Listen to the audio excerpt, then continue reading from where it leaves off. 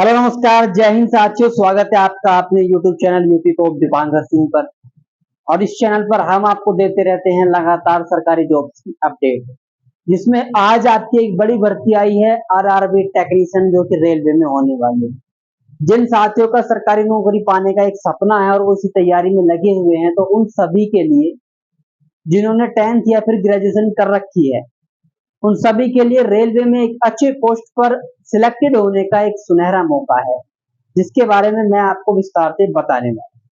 साथियों, अगर आप पहली बार चैनल पर आए हैं तो चैनल को सब्सक्राइब जरूर कर लें और वीडियो को लाइक भी जरूर कर दें। जैसा कि रेलवे ने अपना ऑफिशियल नोटिस जारी कर दिया है, RRB technician grade first and third पर यह भर्ती जो है वो करवाई जाएगी। टोटल पोस्ट जो है वो 6180 रेलवे ने जारी किया है। हम साथियों जानेंगे कि ग्रेड फर्स्ट और ग्रेड थर्ड दोनों के लिए कौन कौन सी क्वालिफिकेशंस चाहिए और किस तरह से इनमें आप सिलेक्ट हो सकते हैं, और इन दोनों में ही कौन कौन सा वर्क एज ए टेक्नीशियन आपको करना होगा। तो चलिए शुरू करते हैं। जैसे साथियों, सबसे पहली जो बात है, फॉर्म स्टार्ट। तो 28 जून 2025 से इसके फॉर्म भरने शुरू हो रहे हैं, और जो कि 28 जुलाई 2025 तक पूरा एक महीना आप इन फॉर्म को भर सकते हैं। और साथियों, फॉर्म भरते वक्त एक बात का विशेष प्रकार से ध्यान रखें कि कोई भी डॉक्यूमेंट या कोई भी क्वारीज जो है अपनी गलत फीड ना कर दें, क्योंकि रेलवे में यही होता है, अगर आपके द्वारा एक भी इंक्वायरी गलत फीड कर देगी तो आपका फॉर्म जो है वो रिजेक्ट हो जाएगा, और फिर अगली साल जाके भर्ती आएगी, तब तक शायद आपकी एज भी ना रहे या तैयारी भी ना रहे या मन भी ना रहे तैयारी करने। तो इसलिए अभी लास्ट में मैं आपको कुछ डॉक्यूमेंट्स बताऊंगा, उन्हें बड़े ही विस्तार से सुन लें और उसी तरह से अपना फॉर्म फिल करें। जून से जुलाई 28 जून से 28 जुलाई तक आपके फॉर्म भरे जाएंगे। ग्रेड फर्स्ट की साथियों अगर बात करें तो ग्रेड फर्स्ट में जो पोस्ट है वो 180 पोस्ट है। कुल 180 पदों के लिए ग्रेड फर्स्ट में आपका जो फॉर्म भरे जा सकते हैं, और इसके लिए जो एज है वो 18 से 33 साल तक के सभी साथी इसमें फॉर्म भर सकते हैं। SC ST के लिए 5 साल की छूट है, OBC के लिए 3 साल की, और PWD सर्टिफिकेट वालों के लिए 10 साल की इसमें उम्र में छूट मिल जाती है। बात करें अगर योग्यता की, तो ग्रेड 1 के लिए योग्यता आपके पास BSc फिजिक्स से हो, आपने फिजिक्स से BSc किया हो, या फिर बीटेक या फिर कोई भी डिप्लोमा, 3 साल इंजीनियरिंग का डिप्लोमा आपके पास हो। कौन कौन से स्ट्रीम में, या तो इलेक्ट्रॉनिक्स हो या फिर कंप्यूटर साइंस हो, या फिर आपके पास इंफॉर्मेशन टेक्नोलॉजी में बीटेक या फिर 3 साल का डिप्लोमा होना चाहिए, तो आप ग्रेड 1 के लिए फॉर्म भर सकते हैं। और साथियों वहीं पर अब हम बात कर ले ग्रेड थर्ड की, ग्रेड थर्ड टेक्नीशियन की, तो 6000 पदों पर इसके फॉर्म भरने की जो नोटिफिकेशन है वो आया है। इसी के साथ इसमें उम्र 18 से 30 साल है। 18 से 30 साल तक आप इसमें फॉर्म भर सकते हैं। ये आपकी जो उम्र है साथियों, तो वो 1 जुलाई 2025 से काउंट होगी। 1 जुलाई 2025 तक आपकी उम्र इतनी हो जानी चाहिए, इसके बीच में होनी चाहिए। बात करें उम्र में छूट की, तो इसमें भी सेम छूट है, 5, 3 और 10 साल की।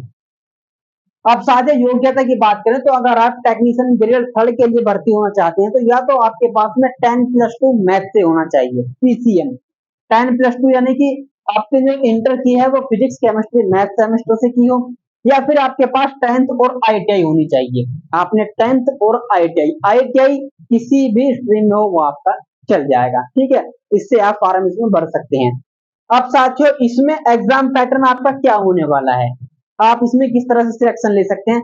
तो सबसे पहले जब आप फॉर्म भर देंगे और एग्जाम का टाइम आएगा, तो CBT फर्स्ट इसमें होगा। सिर्फ इसमें एक ही एग्जाम होता है, CBT computer based test. Online एक एग्जाम होगा कंप्यूटर पे, तो CBT एग्जाम होगा। जो भी उसको क्लियर कर लेंगे उनका डॉक्यूमेंट वेरिफिकेशन होगा, और जिनके भी डॉक्यूमेंट सही पाए जाएंगे उनका मेडिकल होगा, और मेडिकल के बाद आपको फाइनली 6 महीने की ट्रेनिंग पर भेज दिया जाएगा। RRB technician grade first and third दोनों में ही 6 महीने की ट्रेनिंग आपकी होती है।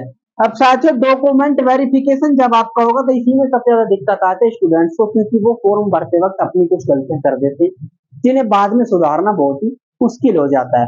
तो देखिए इसमें कौन कौन से डॉक्यूमेंट आपको चाहिए, ध्यान से सुन लें। एक तो आपके पास आपका आधार कार्ड होना चाहिए।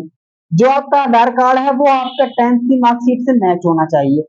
इट मीन्स आधार कार्ड का नाम, पिता का नाम और जन्म तिथि जो है वो वही होनी चाहिए जो आपकी 10वीं की मार्कशीट में है। ये बात आप ध्यान कर लें, अगर नहीं है तो अभी भी आप उसको सही करा लें, क्योंकि 1 महीने का समय है फॉर्म भरने का, उतने में आप फॉर्म भर सकते हैं और ये जो कमियां हैं वो 10 से 12 दिन में सही हो जाती हैं। उसके बाद आपका जाति प्रमाण पत्र, तो जाति प्रमाण पत्र चाहे आप किसी भी कैटेगरी से हैं, रिजर्व का आप फायदा उठाएं तो सेंटर लेवल का आपके पास जाति प्रमाण पत्र होना चाहिए, ठीक है। स्टेट वाला इसमें नहीं चलेगा, सेंटर वाला होना चाहिए। बैंक खाता आपके पास में होना चाहिए, क्योंकि रेलवे जो आपको पैसे रिफंड करता है वो आपके अकाउंट में ही रिफंड करता है, तो इसलिए आपके पास आपका बैंक अकाउंट भी जरूर होना चाहिए।